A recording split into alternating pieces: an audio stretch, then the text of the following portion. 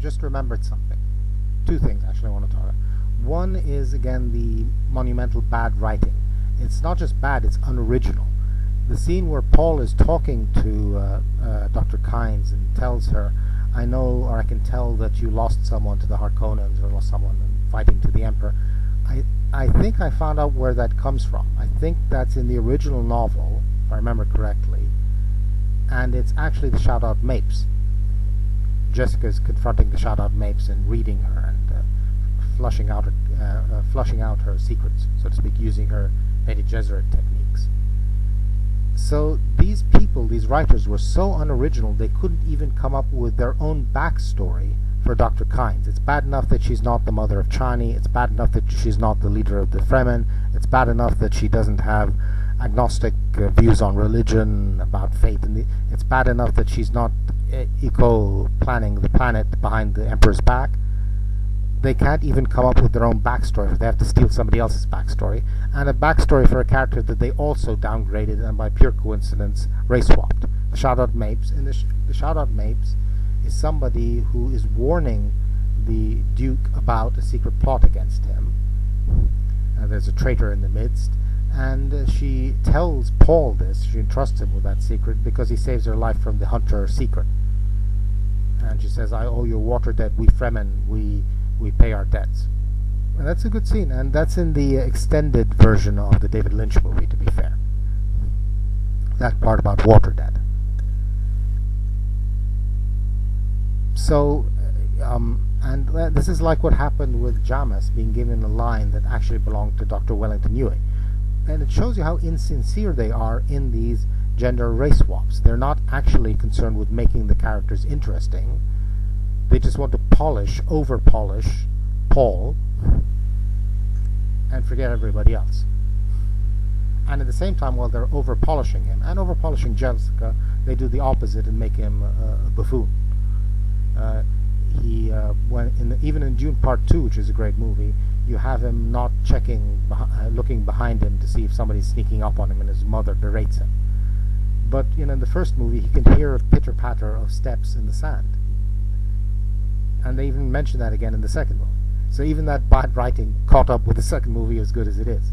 It's just horrendous. The studios, they've got to not get better writers, but give writers more autonomy and make sure that they've actually read the novel, and give the director enough authority to check what the scriptwriters are writing. This is just ridiculous.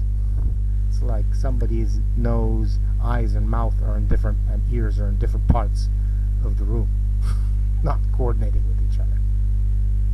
Now, the second thing that I'd forgot to say about Kynes, Dr. Kynes, is the issue of problem that's popped up, and I'm literally quoting here from a panel at a conference I just attended recently.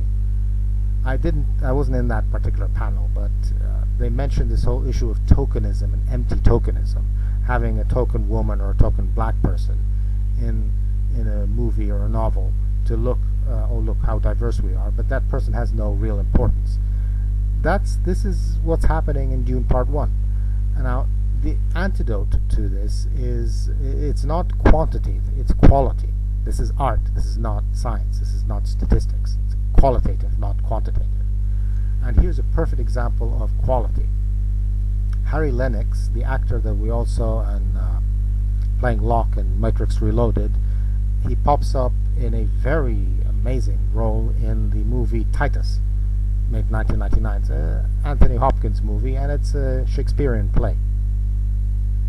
He plays the person who does the dirty work for certain powerful people in Rome, set in ancient Rome. And he almost steals the show. He's that good an actor, second only to Anthony Hopkins, and his lines and character are amazing. He's the guy who does all this stuff that the glitterati aren't willing to do, get their hands dirty. Kills people, ruins their reputations, gets people out of their graves and trashes them. I don't want to say that he's even lower than the court jester, so to speak, but with all of that, he is a character who is ferocious and has volition. He gets the queen pregnant, a white woman, and of course he has to hide the baby, and he says, "I'm going to raise you in the forest and feed you wild berries and make you a man, so you don't take orders from anyone. You don't be a slave like your father. Amazing character. You really felt sorry for him at the end when he got executed. You know it's going to happen, all the crimes he committed, but even so, his son survives him. His son will be better than his father. He won't have those compromises he had to make like his father did. So you can have just one character who's a minority, and you can work wonders if you know what you're doing and if you're sincere, if you're serious about it. Dune Part 1, they weren't sincere about it, and they didn't know what the hell they were doing. They couldn't even handle the white characters properly. Jessica is kind of has a split personality syndrome, and Paul is it's just a mess. Okay, now I know I keep going on and on about Dune Part 1, but I'm justified in what I say. And like I said, even some of those problems popped up in Dune Part 2, as great as it was, and I'll do another video praising it, but I want to get all the bad stuff out of my system first. And I'm worried about Dune Messiah, which is much more complicated and sensitive, and it's much more emotional and romantic and tragic, let's say sensitive, than the previous one. If you thought Dune, the original novel, was nasty, you have no idea what this is going to be like. So anyway, that's enough for now. It's Emad, over and out.